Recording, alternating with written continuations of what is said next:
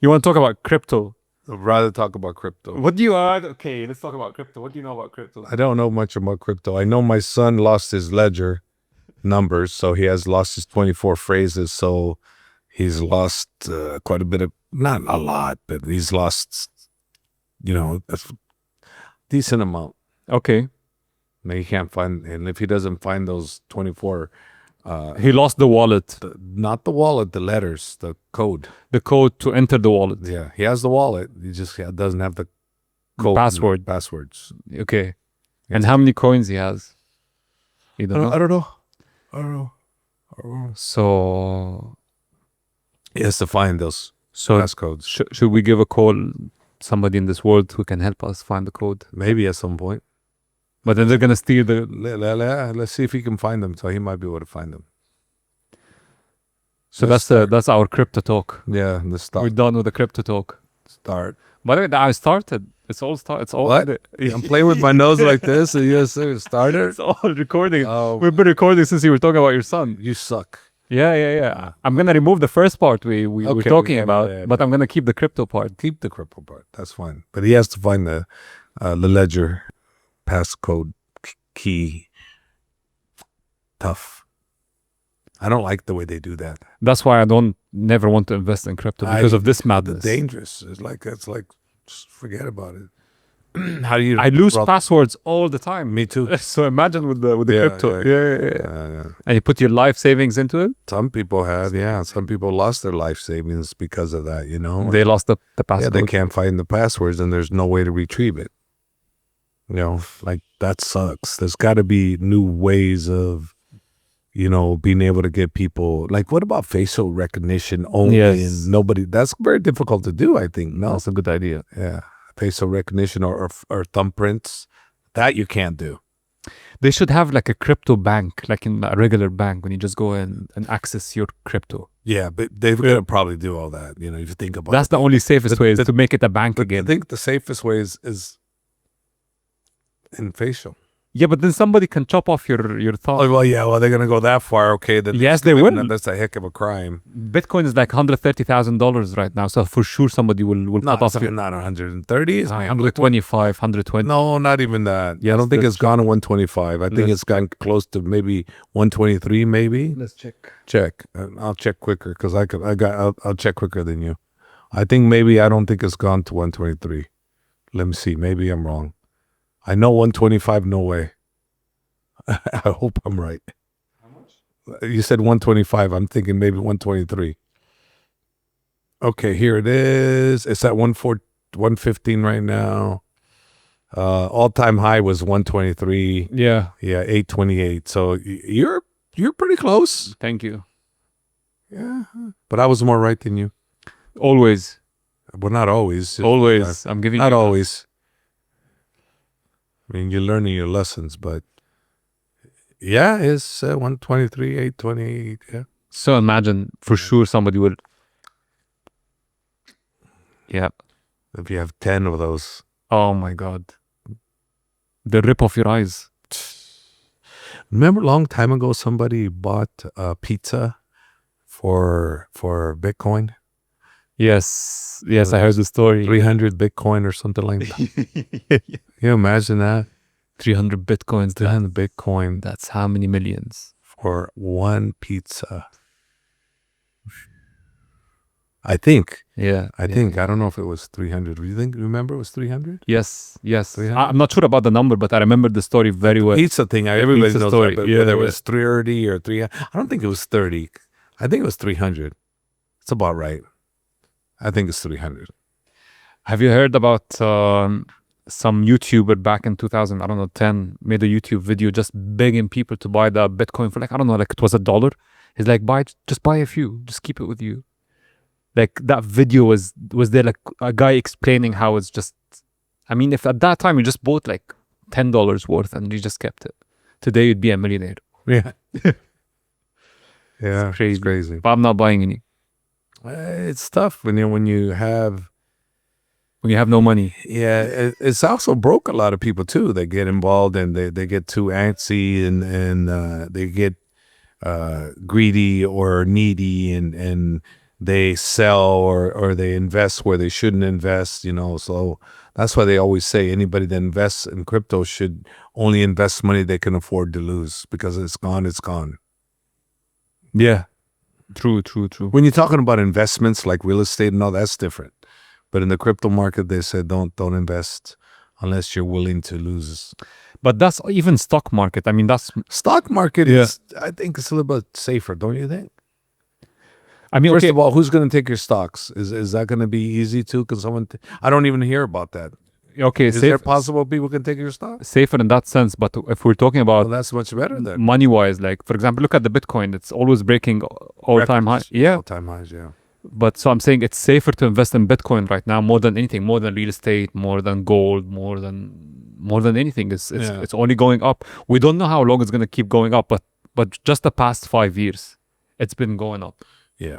Well, I remember, man, a long time ago, I invested like 30,000 into the stock market. What did you buy? And I bought S&P 500. Cisco. Okay. Cisco. I bought Cisco, and it kept going up, splitting, going up, splitting, going up, splitting. It was up to 130,000 in like 2 years. 2 years, something like that. 30,000. How much did you put in initially? 30. And it went to 130. Yeah. Amazing. Yeah. Cash out? No. Oh, but, well, my brother ended up getting in trouble. And the stock market hit that. Which year? Man, it was 2008. Something. No, it was so not the first crisis. Like 2014, 15, 2000. So I think 2001 or something. Ah, okay, just before it hit that big, the kaboom. And and I looked at it, and it was like at 130, and I said, I was talking to my broker, I should sell. No, Cisco's very strong, I will go back up. Kept going down. I should sell. No, don't sell. And if I would have sold originally, I would have sold at 110. So I kept holding on, listening to their advice, and it got to the point where it was like at 25,000. And they told me still hold on to it, but then I had to do something with my brother for a legal situation, so I had to sell it, and I got 20,000 out of it. So you lost 10. I lost 10. That's good. I mean, you didn't lose it all. I didn't lose it all. Yeah. But you lost. Yeah. If I wouldn't have listened to the professional, I don't know why people do that. They hold it, man. If you made your money and you're happy, you want to leave. You should leave. Yeah. I think that the people that I don't know. It's some people like controlling your money, controlling your mind, controlling you. Yeah. And you listen to them because they're the experts, but sometimes the experts are wrong too. Just like when you look at me, I'm a so-called expert. Yeah. And I judge a fight. I'm completely wrong. But you listen to me. Shame on you. Listen to yourself. I mean, like right now, I'll tell you, we're doing the grapple. There's a grapple where it's all for fun, right? It's the app. The app. Yeah. And we're betting on that. And Sheikh Rashid, and I are he's on it too. And the last 2 fights, he kicked my butt. Okay. He whooped me bad. Like the last time he beat me, I think he had 10 wins, only 2 losses. This last one he did, and on that one I went 7-5. I went 7-5 on that one. On this last one that just happened, I went 6-5 because there was one bout that didn't go. He went 9-3. Oh wow. He whooped me every time. Wow. But he's never coached. But he knows the game. But he knows. But he has background in jiu-jitsu. He's a pro in jiu-jitsu with Javier. But in the Renzo Gracie, academy. So he knows what. But he knows as well. But what I'm trying to say here, he's never coached, and I'm the so-called expert, and one of them, anyways, of many. But regardless, McToom too. He beat me too. So again, okay, I have a real question. Are you a fan of MMA, regardless if you're coaching or not? I'm a fan. You're a fan. I'm a fan. So it's not but like not a fan big enough where I'm going to get up early in the morning and watch the fights. I'm a bigger fan of sleep. yeah. But I'm saying in terms of martial arts, is it more like, which one is more important to you, boxing or MMA or MMA? So MMA is your number one. My number one. It used to be boxing was number one. Yeah. Thai boxing, kickboxing was number two. And little by little, it just became now just MMA. Boxing, kickboxing. I don't even know who's who anymore. And MMA, it's getting hard too because of where we're at here in the time zone. But you didn't get bored after all these years? No. You're still a fan? Oh, no, I'm still a fan. Okay. No, I'm not bored of MMA. No way. I love MMA, and I still love boxing, and I love kickboxing. I love watching the good matches, right? But I can miss them too. Before I couldn't miss them. No way. You're gonna go out to the movies. You're gonna go hang out with your friends. Nope. I'm watching the fights now. Like last night, the Chimaev fight. They said, "Oh, we're gonna watch the fight." I go, "Okay. What time's it on?" "Oh, it's gonna probably be at 8 in the morning or 7:30 in the morning." If I wake up, okay. If not, I'm sleeping. Yeah. I slept through it. Yeah. Tell me something I never understood. Why kickboxing did not catch fire as MMA or boxing in the United States? I don't think it caught on because I don't think it was really properly introduced. Like in the European parts, it does really well. Kickboxing does really well, like Glory and all those. But why it's not doing well in America?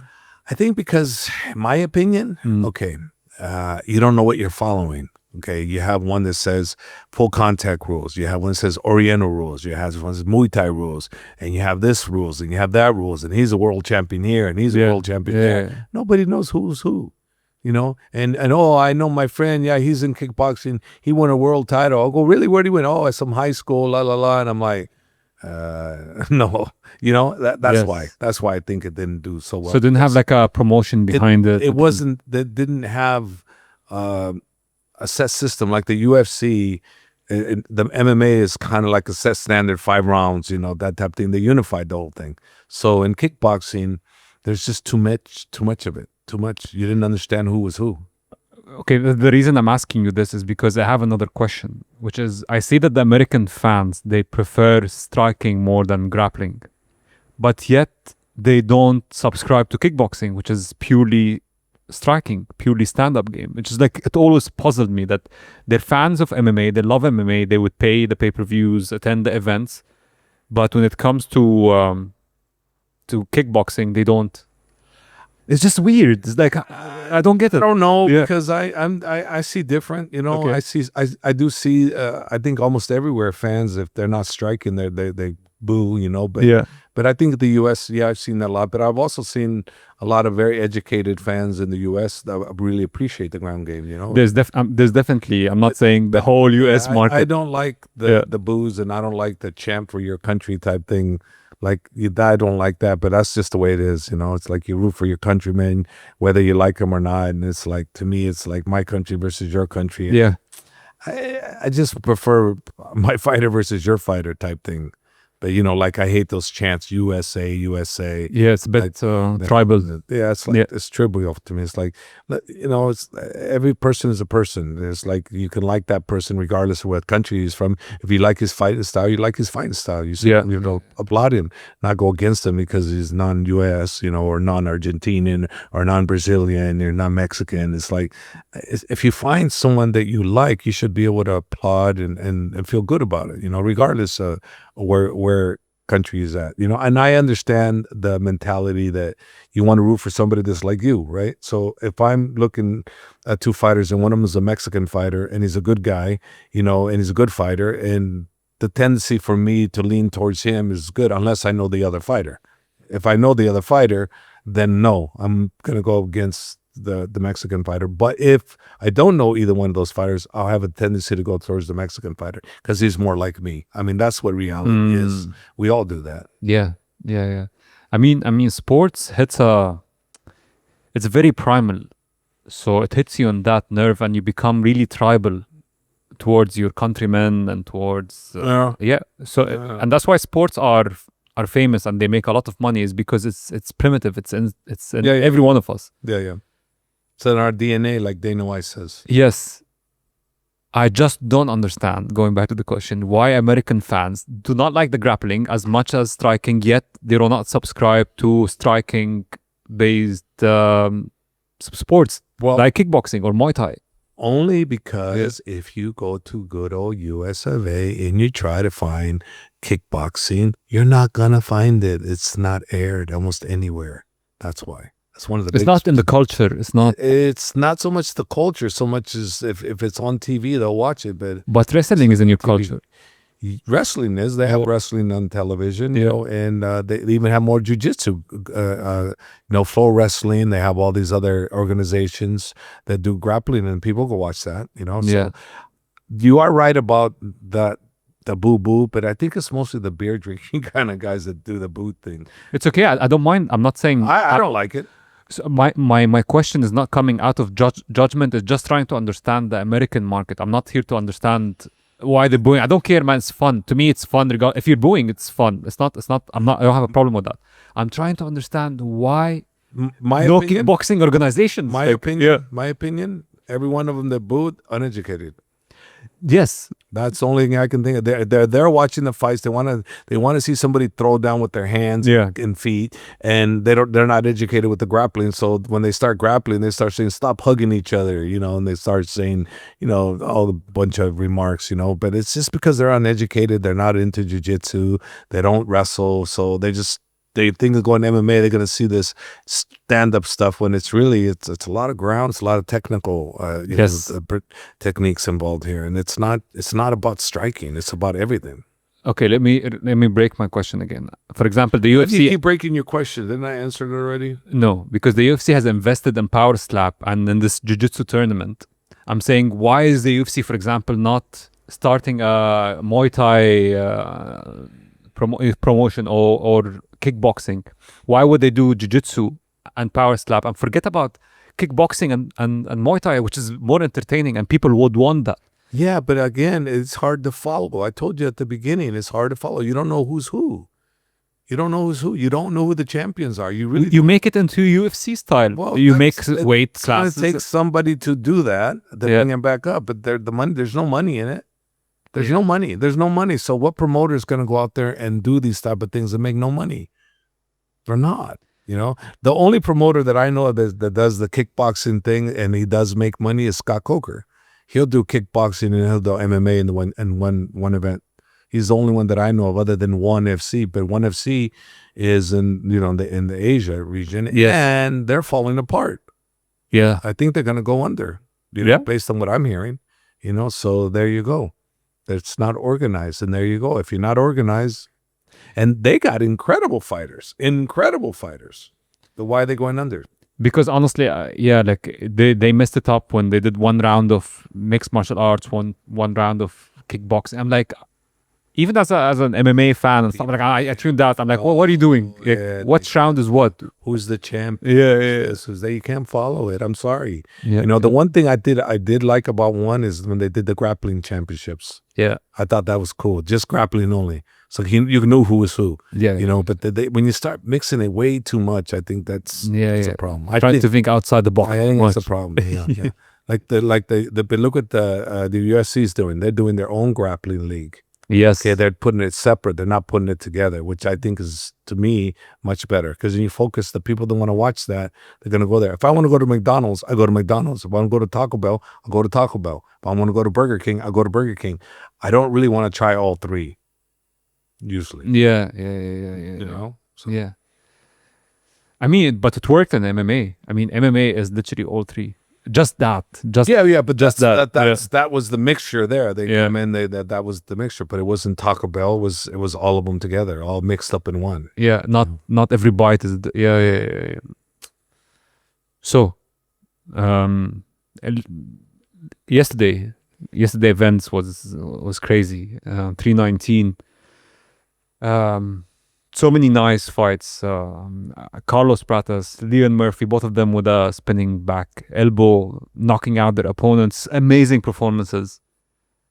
I think Lerone Murphy should get a title shot after this performance. Well, he's been on a pretty good win streak, 0 losses, 17 wins. He was getting pieced up a little bit too, though, before that happened. So, let's not forget how good Aaron is. Aaron was piecing him up a little bit before that came, and So Lerone Undefeated. he did good. No, I know he did fantastic. He's undefeated. He's got one draw. Yeah. I get it. And that was against Subaira, if I'm not mistaken. But he's good. He's really good, and should he get a title fight? You're just saying that because you're backing Probably. your boy, what's his name? No, I think he probably should get one, but based on what he's done. And because I think if Aaron Pico would have got it, he probably would have got a title shot. So I think Lerone should get a title shot. That's what I think. What do you think of Khamzat's performance? What you want to think? He did what he wanted to do. He ragdolled him. Yeah. And the thing is, I was listening to DDP's coach on the interviews and saying they didn't respect Khamzat's hands. He had no hands. He had no this and that. And I'm just telling myself, I go, first time I saw Khamzat Chimaev, I seen him back during COVID time. Okay, during that time, I seen him at the UFC and he was training with Ilir Latifi. Yeah. And I didn't know Khamzat then, but I was watching him train, and I was, God dang, this guy's a machine. And I was watching him punch the bag and everything, and I was super, super impressed. So this coach saying he's got shitty striking. He didn't say shitty striking, but he said he has no striking, and I'm like, a guy I remember 4 years ago was pretty damn good striker. He had fast hands, and under the right guidance, the right kind of coaching, this guy could be a beast in the stand-up. That's what I thought.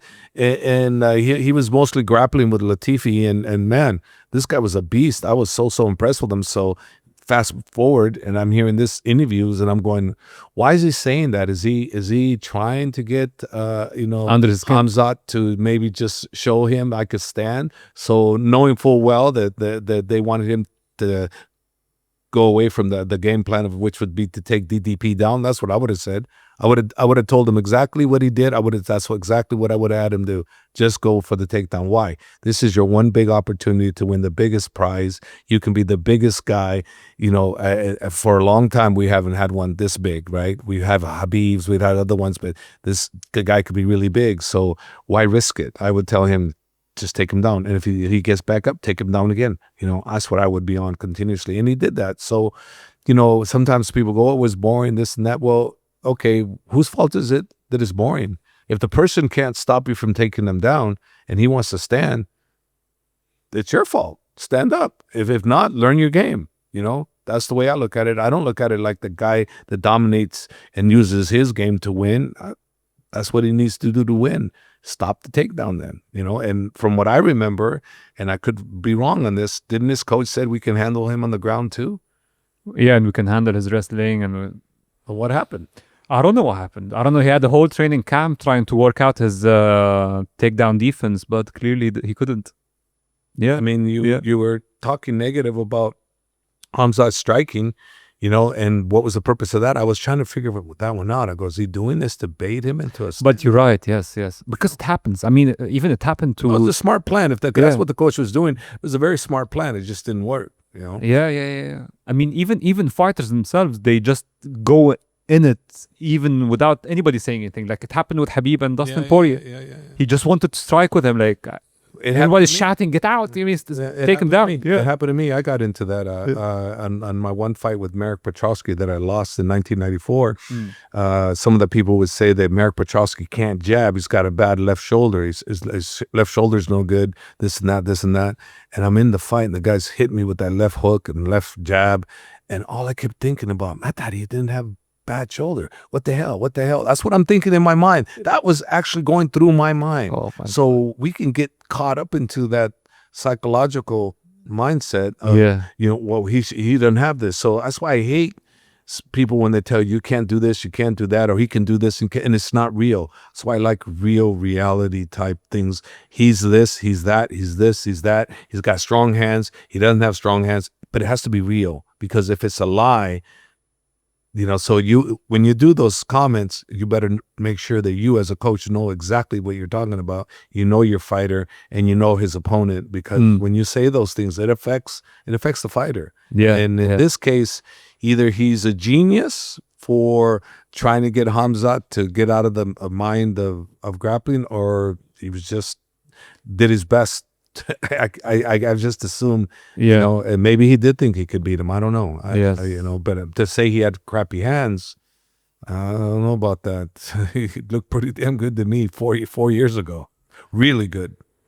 Do you also have a problem with coaches saying anything at all, like trying to get the hype going or say something annoying? Or are you against that in general, or you don't mind? To the fighters? Yeah, just to sell the fight, maybe, or something. I think the fighter should sell the fight. I think the coach should Stay away from it. Yeah, more or less talk good about the other fighter. As a coach, I try to always talk good about the opponent, because if we're fighting somebody, we should respect him and we should respect his strengths. So, and we should be confident in our fighter. So we should never say we're gonna lose to this person.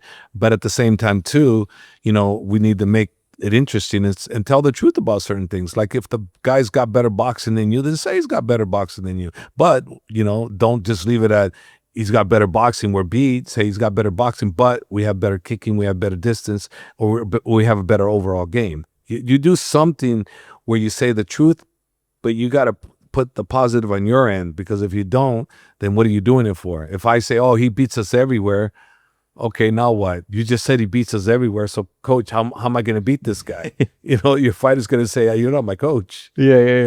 You tell me I can't beat this guy. You even said it, Yeah. So, no, you always have to be very positive for your guy, and you have to believe he can win. And you have to believe that the techniques, the drills that he needs to work on to beat that opponent. And usually most coaches have that in their mind, and they know what they're doing.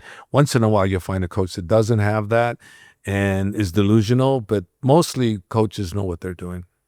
I also find it stupid when people say, oh, this fighter is not on my level, we're gonna win for sure. How are you selling the fight if you're confirming to everyone that you're winning this guy for sure and he's not good and I'm better than him? Then what am I paying for? I only pay for the circus to see the lion trying to eat the man, not telling me, oh, he's not gonna eat him, I'm better than him.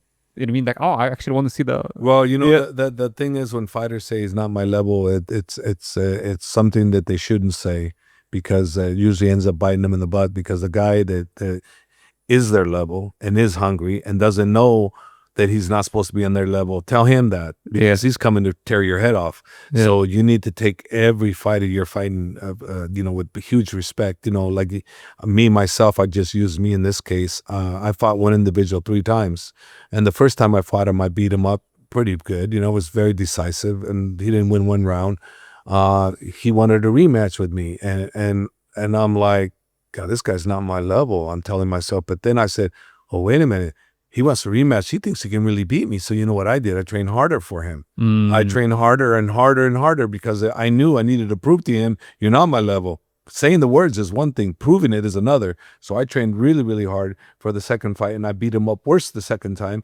And then there was a third fight with him. And then I even got even more like, he's not my level. I'm like, so I trained harder, because I wanted to prove it to him again, because what does he know? This guy's coming after me. Yeah. So I trained much harder for him. So the third fight, I knocked him out in the first round. Nice. And so it was kind of like, there. But again, every single time. So the guy just stupid then. Come on. He basically came at me, and I 3 times, and you knocked him out the third time. What's going on with him? The right attitude should be, you take care of this guy, because he believes he can beat you. And if I would have just took him for granted and say, I beat him before, I don't have to train him and go out with people, who knows who could have got beat up? I could have got beat up. So you never ever leave that out. Never. So I see what you're saying. I never tell my fighters, we don't have to train for this guy. Go out with your girlfriend, go out with your wife, go party with your friends. Yeah, right. You better train harder than ever for this guy, because you're supposed to beat him. Now the pressure's on you. Yes. When you're the underdog, it's one story. Yes. When you're the favorite, I used to hate that. People say, oh, you're going to kill this guy. Oh, man, it just made me work harder. I'm like, why'd you say that? Now I have to train harder, because I'm supposed to beat this guy. But when they tell me you can't, then you're like, oh, I'll prove it to you. I'll prove it in your mind. I'm going to prove it to you. But when they say you can't, oh, that's the worst. Yeah. That's the worst. Yeah. You're going to kill it. Oh, I was the worst. I never liked that.